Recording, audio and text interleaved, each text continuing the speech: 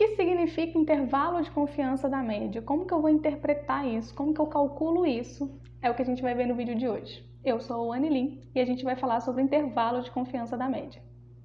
Antes, nós vamos dar um passo atrás e vamos falar sobre a inferência estatística. O que significa inferência estatística? Quando eu analiso uma amostra, o que eu quero é concluir o comportamento ou as características da minha população a partir das observações de uma amostra. Como eu estou coletando uma amostra, vai haver erros presentes na minha análise.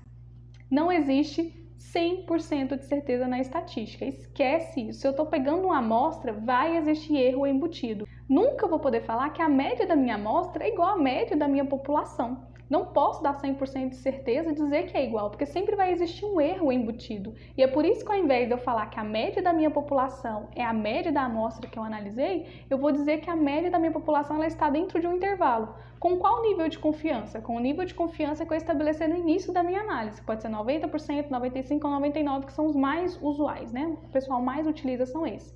Qual que é a regra para eu estabelecer o nível de confiança na minha análise?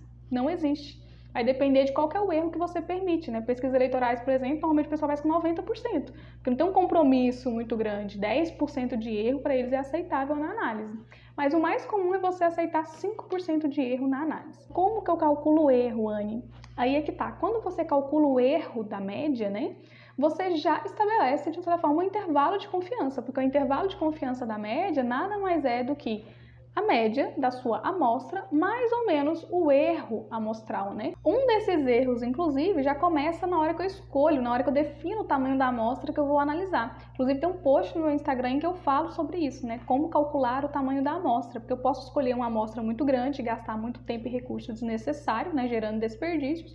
Posso escolher uma amostra muito pequena que acaba não representando muito bem a minha população. Então entenda que já existem vários erros embutidos na nossa análise, por isso a estatística ela nunca vai te dar um valor 100%, normalmente ela te dá um intervalo. Então vamos dar um exemplo prático para a gente entender um pouquinho melhor como que eu calculo e como que eu utilizo o intervalo de confiança da média.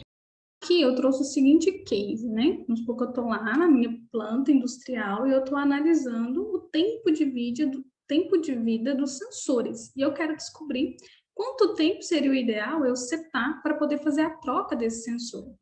Então, o problema é o seguinte, a duração do sensor tipo X de uma máquina na produção tem desvio padrão populacional igual a 16 horas. Então, avaliei meu histórico de produção, vi que o meu desvio padrão é 16 horas. Foram analisados depois 50 sensores aleatoriamente. E a média amostral foi de 1.000 horas, ou seja, a cada 1.000 horas, mais ou menos, eu faço a troca. O que eu poderia fazer? Falar assim, não, então eu sei que 1.000 mais ou menos 16 horas é o ideal para eu fazer a minha troca. Mas qual que é o ideal aqui? Que eu descubra qual é o intervalo de confiança dessa média. Então, eu estou falando que, em média, a cada 1.000 horas, eu faço a troca, ou seja, é necessário fazer a troca. Mas qual seria o intervalo, realmente, em que eu consigo fazer essa troca sem prejudicar o meu processo? Então, eu quero descobrir qual que é o intervalo para a minha população, né, no meu dia a dia. Aqui eu consigo tirar algumas informações importantes para eu calcular o erro da média. O que eu tenho? Eu tenho o nível sigma, eu tenho um desvio padrão, que é igual a 16 horas. Eu tenho o tamanho da minha amostra, que foi 50 sensores aleatórios, né, que eu avaliei. E a média, que é de 1.000 horas.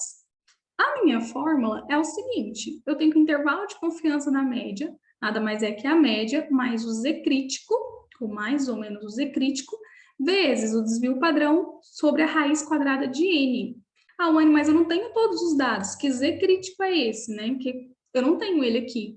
Mas você tem a informação necessária para encontrar o Z crítico, porque esse é um valor tabelado e ele vem lá da tabela normal. Então, nós vamos descobrir qual é o nosso Z crítico para esse exemplo. Para eu saber interpretar a tabela normal, eu preciso entender um pouquinho sobre a curva de Gauss antes. Eu vou explicar bem rapidamente para vocês.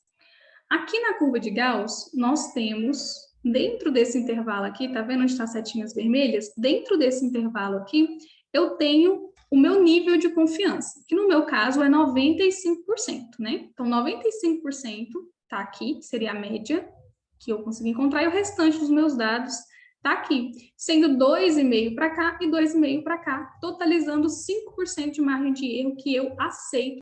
Para a tabela normal, eu só avalio lado da minha curva de Gauss. Então, se eu aceitei, né, um nível de confiança de 95%, eu vou precisar só da metade, ou seja, 47,5%. Beleza, o que vocês têm que fazer agora é encontrar esse valor de 47,5% na tabela. Então, a gente encontra aqui, sabendo que a tabela vai só até 50%, que seria, então, eu considerar zero erro na minha análise, né, ter 100% de assertividade, o que não é muito aplicável.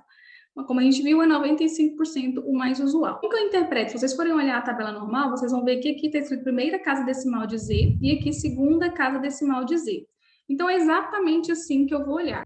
Quando eu procuro os valores, eu encontro um valor de Z de 1,96. A gente vai substituir esse valor que já é tabelado na nossa fórmula.